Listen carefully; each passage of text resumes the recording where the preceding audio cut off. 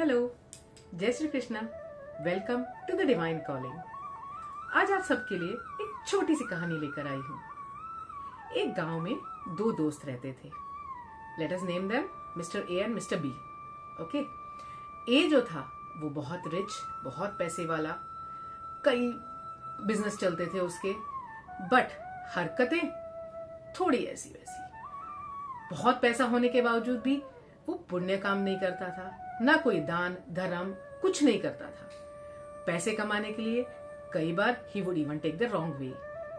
But B जो था उसका फ्रेंड, वो एक बहुत सिंपल इंसान था। एक छोटा नॉर्मल, एक स्टैंडर्ड ऑफ लिविंग, नॉर्मल अपना ऑफिस जॉब करना, अपना नॉर्मल लाइफस्टाइल चलाना।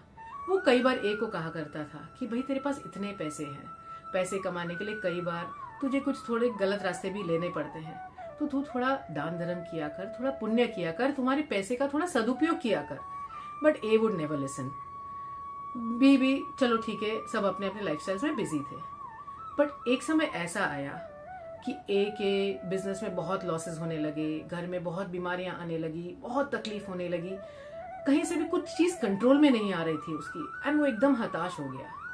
तो बी ने उसे कहा, भाई तू थोड़ा भगवान का नाम ले, मैं तुझे हमेशा समझाता हूँ, थोड़ा पुण्य कर्म कर, थोड़ा दान पुण्य कर, थोड़ा सत्संग सुन, थोड़े कोई गुरुजनों के आशीर्वाद ले, गुरुजनों को, संतजनों को तेरे घर पे बुला, उनकी सेवा कर। But he would not listen कि ये सब यार, ये सब चीजों से कुछ नहीं होता है, ये लोग खाली पैसे लूट लूट के चले जाते हैं, इनसे कुछ फायदा नहीं होने का है। Still some time went and his situations started going back to worse. बी वापस आया एक बार उसके पास एंड उससे समझाया, भाई तू मेरी बात मान, हमारे गांव में एक बहुत पहुंचे हुए संत आए हैं, चल तू तेरे घर पे बुला के उनपे खर्चा नहीं करना चाहता है, एटलीस्ट मेरे साथ चल, उनके चरण छू, उनसे कुछ आशीर्वाद ले, शायद वो तुझे कोई उपाय बता दें इस तकलीफ से निकलने का, शायद वो कोई मार्ग सुझा दे। थका हारा वो एकदम फ्रस्ट्रेट हो चुका था ए, तो लास्ट में ही गेव अप एंड बोला, चल अब तू इतने टाइम से कह ही रहा है तो let me even try this. And they both went to the संत। वो संत एक बहुत पहुंचे हुए, बहुत ज्ञानी एंड बहुत लर्नेड इंसान थे। जैसे ही वो ए और बी उनके पास गए, वो ए को देखते ही समझ गए संत कि भाई इसके क्या क्या धंधे हैं, क्या क्या गोरख धंधे हैं, क्या क्या कर रहा है, क्या क्या तकलीफ से जा रहा है, वो सब उनको समझ में आ गया। फिर भी बी ने सब एक्सप्लेन किया कि गुरुजी ऐसे ऐसे इनके साथ हो रहा है, एंड बहुत पैसे थे लेकिन सडनली बिजनेस में नुकसान हो रहा है, हेल्थ का नुकसान हो रहा है, घर में कई तरह की तकलीफें आ रही है, एंड कोई एक मार्ग सुझाइए। अभी संत जनों का क्या रहता है, जो गुरुजन होते हैं, संत जन होते हैं, वो कई बार आपको ऑन द फेस डायरेक्टली कुछ नहीं बोलते। They always try to convey you through their actions और through the words which have some in depth meanings towards them. They want you to concentrate, they want you to understand, they want you to have that patience to go through what exactly they meant when they said something to you. तो जब B ने जबरदस्ती ए को बोला, चल इनके चरण छू, इनका आशीर्वाद ले गुरुजी का, तो जैसे ही ए ने चरण छुए, गुरुजी ने उससे क्या कहा, ए रे पापी पाप कर, पाप करे गति होए, जो तू पाप करे नहीं तो नरक मिले गो तोए। A was stunned and B was stunned. What is this?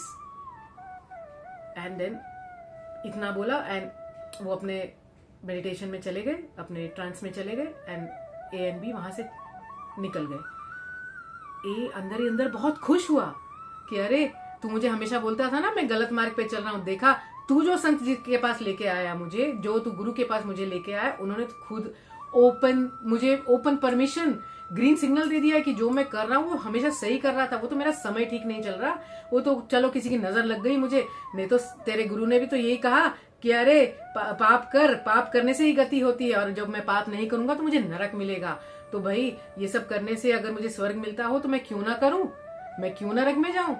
लेकिन बी समझ गया, बोला ये जो फेस वैल्यू पे दिख रहा है ना, ये सेंटेंस उतना सिंपल नहीं है, एंड वो जो गुरु है मैं उनको जानता हूँ, वो ऐसे शब्द कह ही नहीं सकते हैं, जरूर वो कुछ और कहना चाह रहे होंगे। ए बोलता है छोड़, अभी जो तू बोल रहा था ना मैंने वो कर लिया, अब तू उसके अंदर है ना इंडेप्थ मीनिंग और ये वो तेरा अपना इंटरप्रिटेशन डालने मत जा। I am happy with the lifestyle I am living and I am happy and I am confirm कि मैं जो कर रहा था वो सही कर रहा था। I will go the same way, I will follow the same path. And he went. But बी रात भर सोचता रहा, रात भर उसको मनन चिंतन करता रहा कि ये गुरुजी ने कह क्या दिया। Obviously it is not as it is sounding. अरे पापी पाप कर, पाप करे गति होए, जो तू पाप करे ना ही तो नरक मिलेगो तोय। ऐसा कैसे कह दिया गुरुजी ने। जैसे ही सुबह हुई, पौ फटी, स्नान ध्यान करके सब करके बी पहले पहले गुरुजी के पास पहुंचा एंड गुरुजी से कहा, गुरुजी मैं जानता हूं जो आपने कहा it doesn't mean as it is sounding. आप प्लीज मुझे बताइए, क्योंकि मैं रात भर सो नहीं पाया हूं। मैं जानना चाहता हूं कि आप एग्जैक्टली उसको कहना क्या चाह रहे थे। गुरुजी थोड़ा मुस्कुराए, वो बोले, तेरे दोस्त के सारे काली करतूतें मैं समझ गया था उसे देखते ही, लेकिन वो जितना भी हम उसे प्रवचन दें, जितना भी उसको ज्ञान दें, वो सुनने वाला नहीं था, मानने वाला नहीं था। इसलिए उसको एक झटके की जरूरत थी। करने दे उसको जितना करना है, जिस दिन उसका पाप का घड़ा भरेगा अपने आप वो लाइन पे आ जाएगा।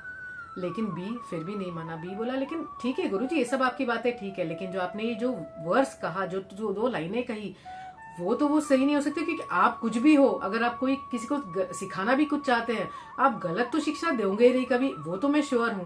तो आपने एग्जैक्टली कहा क्या।